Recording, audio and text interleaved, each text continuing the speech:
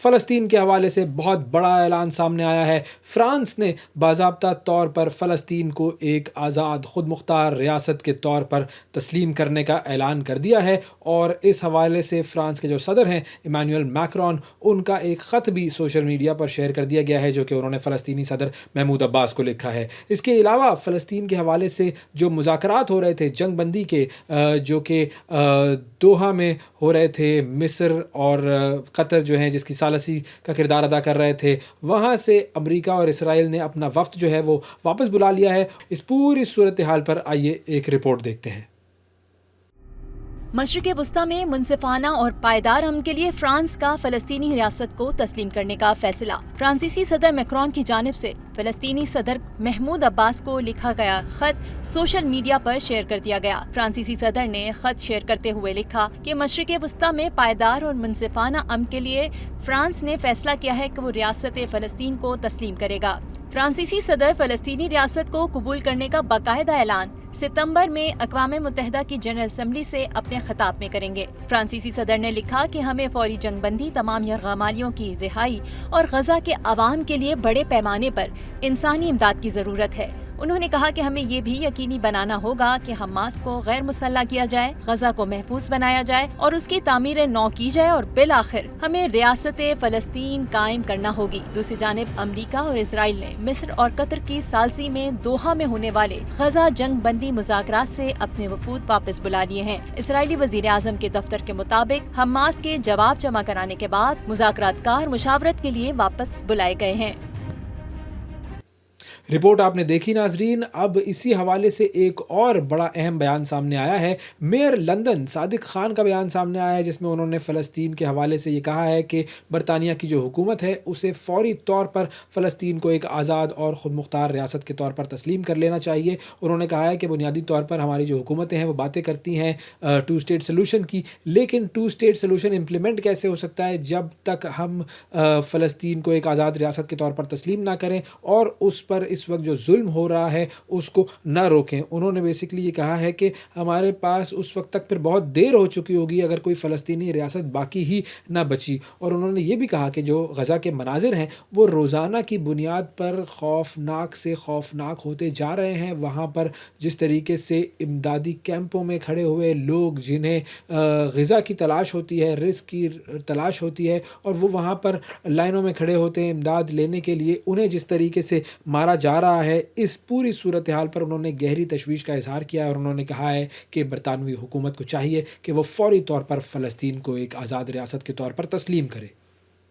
आगे बढ़ते हैं जी और आपको लेकर जाते हैं थाईलैंड और कंबोडिया की तरफ, जहां पर इन दोनों ममालिक के दरमियान जो तनाज़ा था वो अब शिद्दत इख्तियार कर गया है और तकरीबन एक जंग की सी सूरत हाल इन दोनों ममालिक के दरमियान पैदा हो गई हैं। और इस जंग की वजह से थाईलैंड ये कहता है कि जी 1 लाख के करीब थाईलैंड के लोग जो कि वहाँ के जो बॉर्डर प्रोविंसेस हैं वहाँ पर रहते थे उनको वहाँ से नकल मकानी करवाई गई है। और इसके अलावा थाईलैंड की हुकूमत ने यह भी बताया है कि 16 लोग ऐसे हैं जो कि अब तक झड़पों में हलाक हुए हैं। थाईलैंड की तरफ से ये फिगर सामने आया है। कंबोडिया ने अभी तक जो रीलोकेशन है लोगों की और जो डेथ टोल है लोगों का उसके हवाले से किसी किस्म का कोई फिगर नहीं दिया गया है। अच्छा, अब ये जो दोनों ममालिक हैं ये बेसिकली एक दूसरे पर झड़पें शुरू करने का इल्ज़ाम लगा रहे हैं और रिपोर्ट्स के मुताबिक जो इब्तिदा है वो सरहद पर हुई थी, सरहदों पर झड़प हुई थी और फिर उसके बाद ये मामला जो है ये शिद्दत इख्तियार कर गया।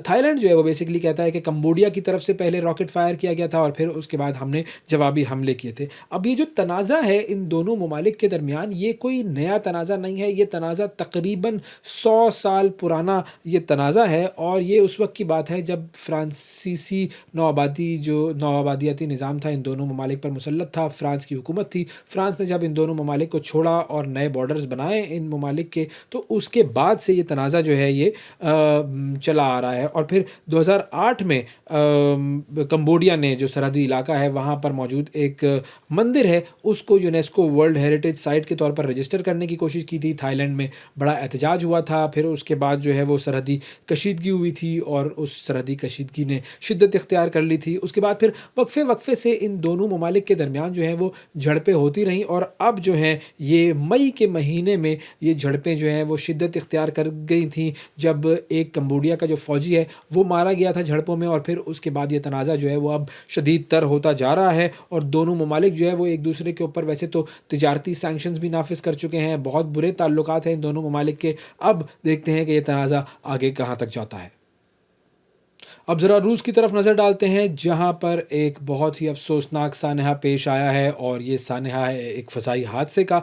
रूस का जो मशरक़ी रीजन है, उमूर रीजन जिसे कहा जाता है, वहाँ पर एक मुसाफिर तैयारा हादसे का शिकार हुआ है और इस हादसे के नतीजे में इस जहाज़ में सवार तमाम लोग हलाक हो गए हैं। और ये बेसिकली एक AN-24 तैयारा था जो कि काफ़ी पुराना तैयारा था और ये उस वक्त का तैयारा है जब सोवियत यूनियन होता था। सोवियत दौर का बेसिकली ये तैयारा है और ये एक पुराना तैयारा है और एयरलाइन जो है जिसका नाम है अंगारा, और इस एयरलाइन का ये तैयारा है जो कि परवाज़ कर रहा था। और अब इसके हवाले से ख़बर आ गई है कि पहले इसका राब्ता जो है वो मुनक़ता हुआ ज़मीनी जो स्टेशंस होते हैं उनसे, और उसके बाद अब तब पता ये चला है कि जी ये जो तैयारा है ये गिर कर तबाह हो गया और इसमें मौजूद तमाम लोग जो हैं वो हलाक हो गए हैं। रूसी हुक्काम जो है उनका कहना यह है कि तैयारे में अमले के 6 अरकान मौजूद थे और जो पैसेंजर्स जो थे टोटल वो तकरीबन 50 के करीब थे, उनमें 5 बच्चे भी शामिल थे।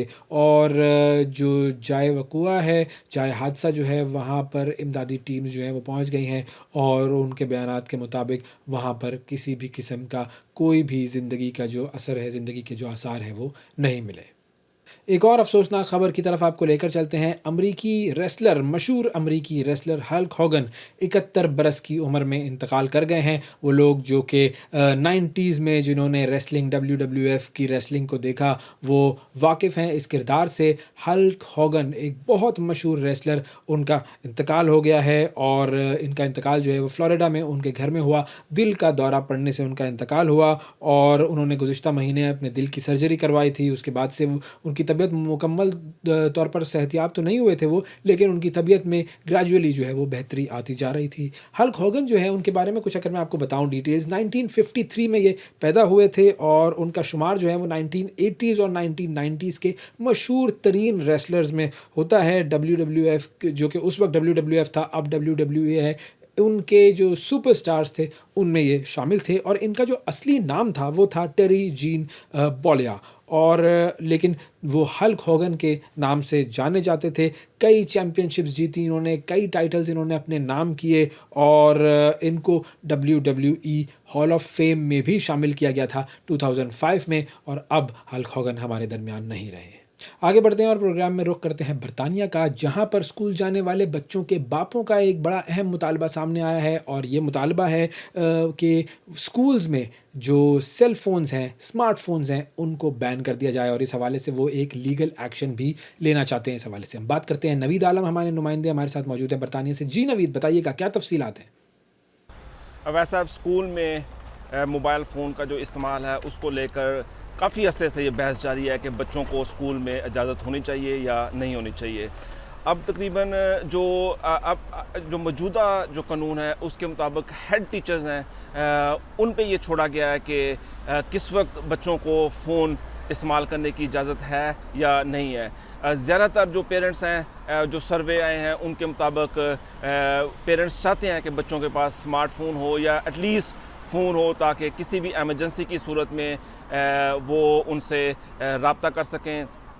इसी वजह से कुछ जो स्कूल हैं उन्होंने इंडिपेंडेंट तौर पे जो स्कूलों में जो पाबंदियां लगाई, इसकी जो सबसे बड़ी वजह जो बताई जा रही है वो सोशल बिहेवियर है कि बच्चों के जो वो ऑनलाइन बहुत सारी चीज़ें देखते हैं, उनके बाद इन्फ्लुएंस देते हैं और वही स्कूल में एम्पलीफाई करने की कोशिश करते हैं। इसी वजह से स्कूल्स में काफ़ी टीचर्स को परेशानी का सामना करना पड़ता है। तो अब ये जो 2 पेरेंट्स हैं उन्होंने ये जुडिशल रिव्यू में जा रहे हैं क्योंकि हुकूमत ने इसके ख़िलाफ़ कार्रवाई करने से इनकार किया था। अदालत ने फ़ैसला दिया था कि ये स्कूल और एजुकेशन जो सेक्रेटरी हैं वो मिलकर एक लाएअमल तैयार करें ताकि जो फ़ोन इस्तेमाल बच्चे कर सकते हैं या नहीं।